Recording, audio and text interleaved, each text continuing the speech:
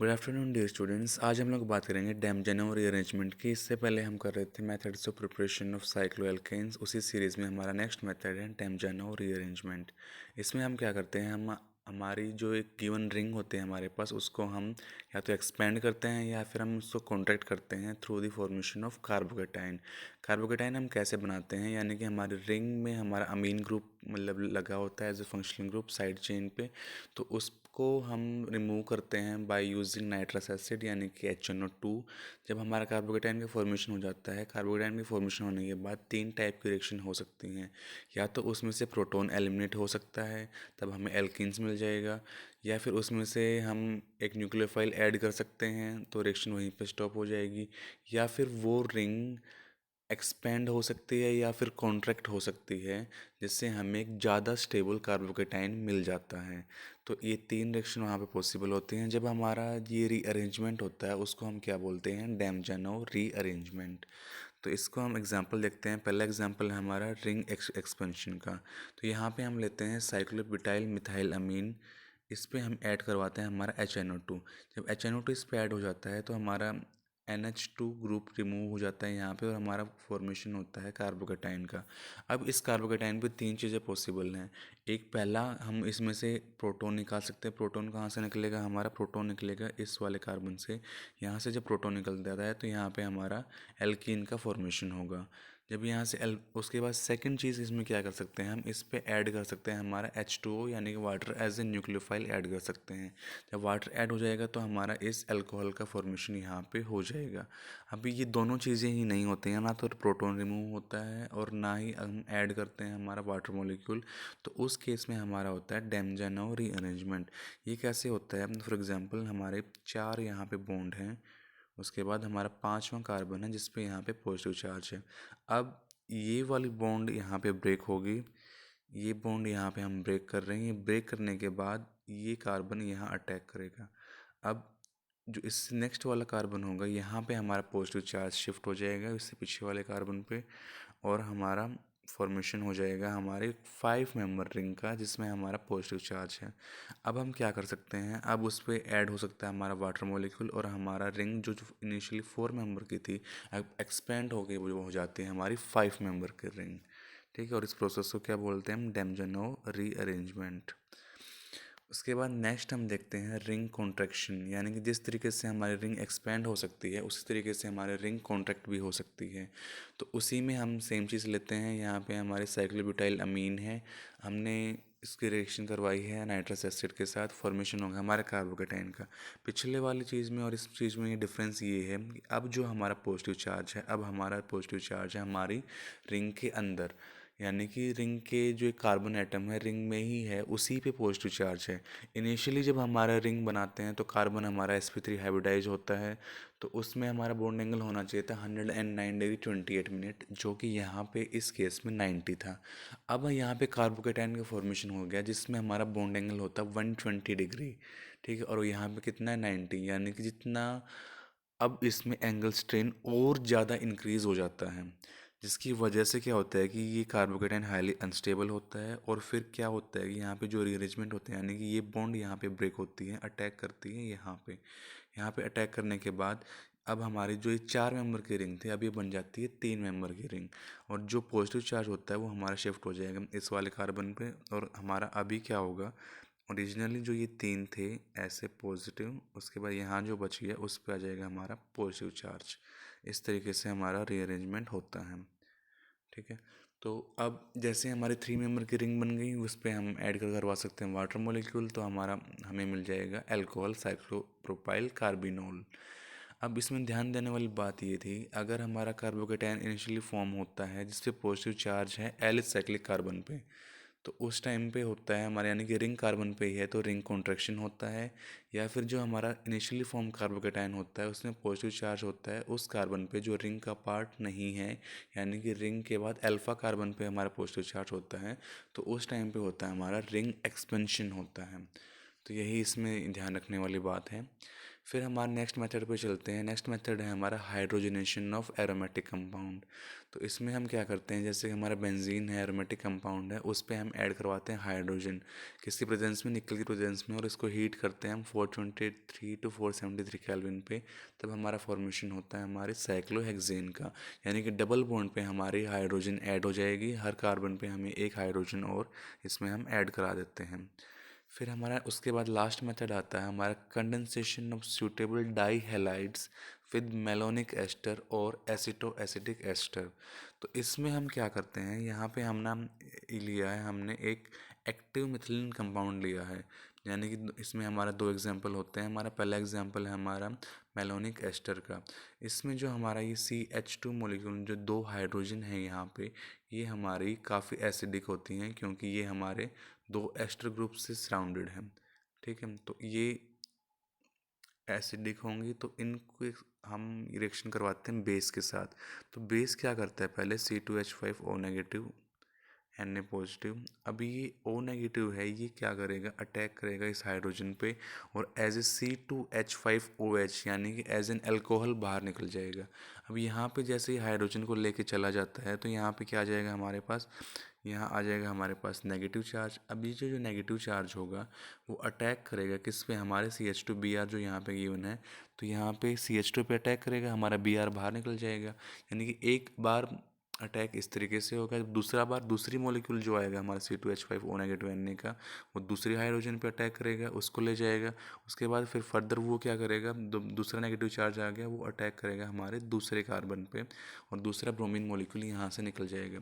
तो इस तरीके से क्या हुआ अल्टीमेटली, कि हमारा जो CH2 पे अभी दो हाइड्रोजन थे वो निकल गए, किसके साथ चले गए, C2H5O- के साथ। उन्होंने क्या बना लिया, हमारा दो मोलिक्यूल ऑफ C2H5OH, यानी कि इथेनॉल वो बना चुके हैं।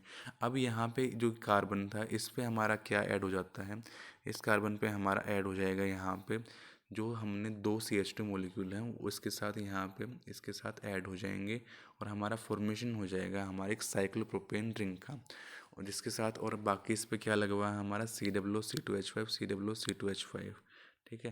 तो यानी कि ये हमारा साइक्लोप्रोपेन डाइकार्बोक्सिलिक एस्टर का फॉर्मेशन होता है, जिसको हम हाइड्रोलिसिस करते हैं वाटर के साथ, एसिडिक हाइड्रोलिसिस करेंगे, तो उस टाइम पे हमारा एस्टर मॉलिक्यूल हाइड्रोलाइज होकर बना लेगा, हमारा एसिड बन जाएगा। साइक्लोप्रोपेन डाइकार्बोक्सिलिक एसिड का फॉर्मेशन हो जाता है, जिसको अगर हम हीट करते हैं तो उस टाइम पे हमारे पास एक CO2 मॉलिक्यूल यहाँ से निकल जाएगा, और हमारे पास फॉर्मेशन होगा साइक्लोप्रोपेन कार्बोक्सिलिक एसिड का, मोनोकार्बोक्सिलिक एसिड का फॉर्मेशन यहाँ पे हमारे पास होता है।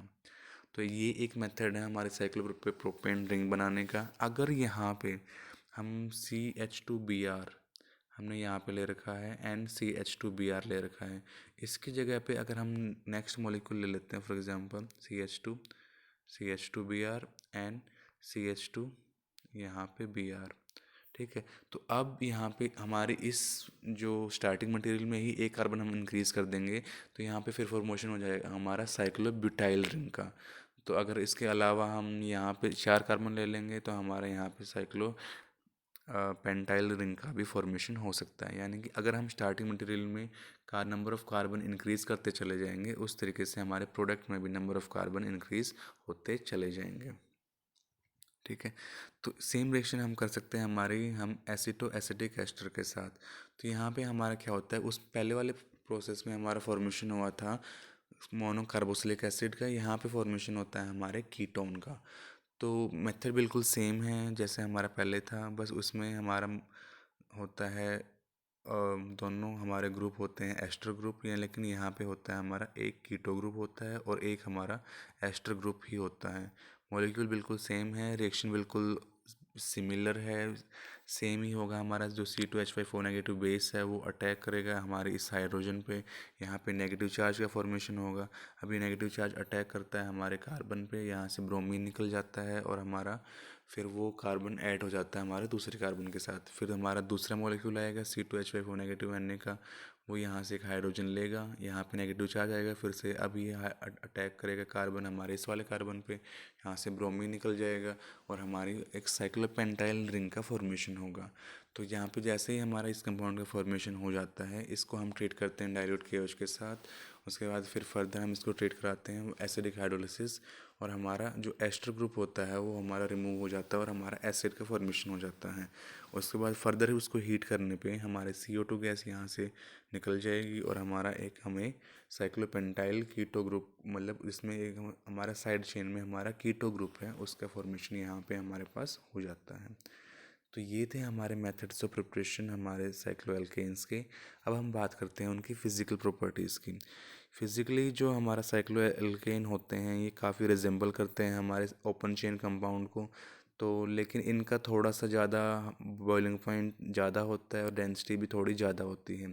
तो हमारे जो पहले दो मेंबर होते हैं यानी साइक्लोप्रोपेन एंड साइक्लोब्यूटेन गैस की फॉर्म में होते हैं, और बाकी जो हायर मेंबर होते हैं वो हमारे लिक्विड की फॉर्म में प्रेजेंट होते हैं। ठीक है, ये नॉन पोलर होते हैं जैसा कि हमें पता है, क्योंकि इनमें सिर्फ कार्बन और हाइड्रोजन होती हैं जिनमें इलेक्ट्रोनेगेटिव डिफरेंस इतना ज़्यादा नहीं है, और ये वाटर में इनसॉल्युबल भी होते हैं, लेकिन जो ऑर्गेनिक सॉल्वेंट में काफ़ी सॉल्युबल होते हैं।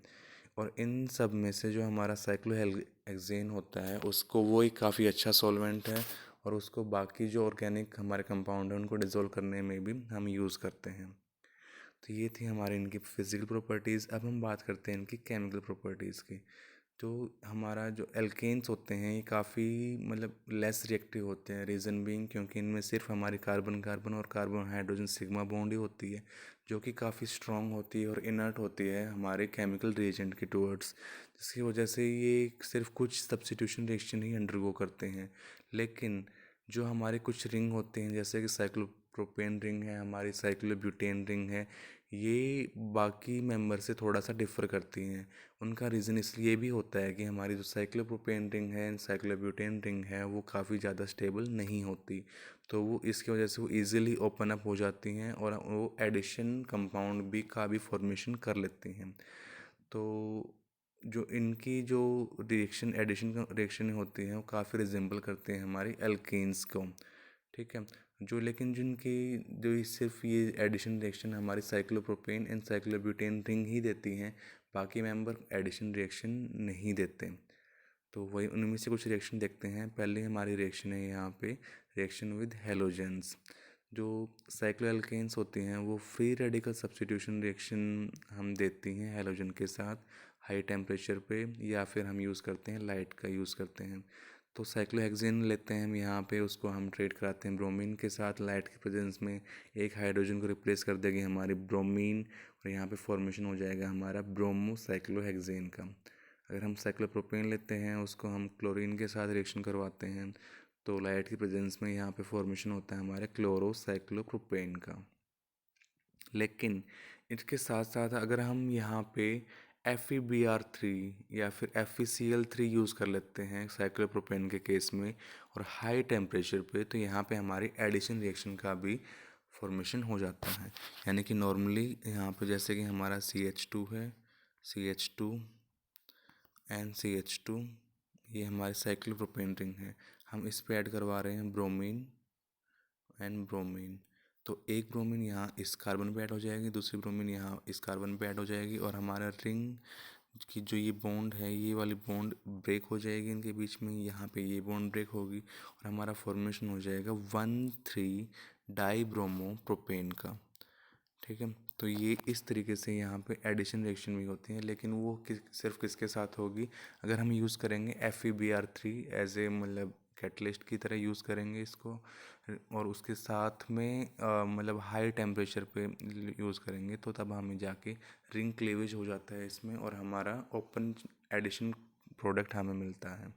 यानी उसके बाद फिर हमारी जो नेक्स्ट रिएक्शन आती है वो आती है हमारे हेलोजन एसिड के साथ। तो साइक्लोएल्केन्स लेते हैं उसमें हम रिएक्शन करवाते हैं हेलोजन एसिड के साथ, तो साइक्लोप्रोपेन होगी उसको हम, यानी कि ये रिएक्शन हमारे generally propane and cyclobutane he undergo करते हैं, बाकी हेलोजन एसिड के साथ कोई रिएक्शन नहीं देते। जैसे कि यहाँ पे हमारा दे भी रखा है साइक्लोहेक्सेन की HI के साथ कोई रिएक्शन नहीं होती। लेकिन साइक्लोप्रोपेन लेते हैं, उसमें हम HI ऐड करेंगे तो एक कार्बन पे हमारा हाइड्रोजन ऐड हो जाएगा, उससे नेक्स्ट कार्बन पे हमारा आयोडीन ऐड हो जाएगा। तो यहाँ पे फॉर्मेशन किसका होगा, हमारे एन प्रोपाइल आयोडाइड का फॉर्मेशन यहाँ पे हो रहा है। तो HBr ऐड करेंगे तो हमारा एन प्रोपाइल हमें ब्रोमाइड मिल जाएगा। फिर हमारी नेक्स्ट रिएक्शन होते हैं हमारी एडिशन ऑफ वाटर। इसको हम करते हैं, यानी कि हम साइक्लोप्रोपेन को हीट करेंगे हम कॉन्सेंट्रेटेड H2SO4 के साथ। तो यहाँ पे वाटर मॉलिक्यूल ऐड हो जाता है, यानी कि एक कार्बन पे हमारा हाइड्रोजन ऐड होगा, नेक्स्ट कार्बन पे हमारा OH ऐड होगा। तो यहाँ पे हमारे एन प्रोपाइल अल्कोहल का फॉर्मेशन होता है। ये रिएक्शन हमारी सिर्फ साइक्लोप्रोपेन रिंग देती है, बाकी रिंग ये रिएक्शन हमारी नहीं देती हैं। फिर नेक्स्ट हमारा है रिएक्शन विद हाइड्रोजन। जब हम हीट करते हैं हाइड्रोजन को निकल की प्रेजेंस के साथ, मतलब हमारे साइक्लोहेक्सेन रिंग्स को, साइक्लोप्रोपेन को, साइक्लोब्यूटेन को, तो वो ओपन अप हो जाती हैं और हमारी मतलब ओपन चेन मतलब रिंग का फॉर्मेशन करते हैं, यानी कि यहाँ पे हाइड्रोजन ऐड हो जाती है। साइक्लोप्रोपेन लेंगे हम, उस पर ऐड कराएंगे हाइड्रोजन निकल की प्रेजेंस में 353 टू 373 केल्विन यूज़ करेंगे, तो यहाँ पे फॉर्मेशन होगा हमारे एन प्रोपेन का। और साइक्लोब्यूटेन अगर हम लेते हैं तो उस टाइम पे हमें टेम्परेचर को और ज़्यादा इंक्रीज़ करना पड़ता है, क्योंकि साइक्लोब्यूटेन साइक्लोप्रोपेन के कंपैरिजन में ज़्यादा स्टेबल होती हैं। तो यहाँ पे फॉर्मेशन होता है हमारे ब्यूटेन का। लेकिन ये रिएक्शन सिर्फ ये दोनों ही देते हैं, बाकी जो हमारी साइक्लो एल्केन्स होती हैं वो ये इनको इजीली ऐड उन पे नहीं होती हाइड्रोजन, यानी कि बहुत ज़्यादा हाई टेम्परेचर हाई प्रेशर अगर हम यूज़ करते हैं तो रिंग शायद ब्रेक हो भी जाए, अदरवाइज़ उनके साथ कोई रिएक्शन नहीं होती है। तो ये थी हमारी केमिकल रिएक्शंस, हमारे केमिकल ऑफ साइक्लो एल्केन्स।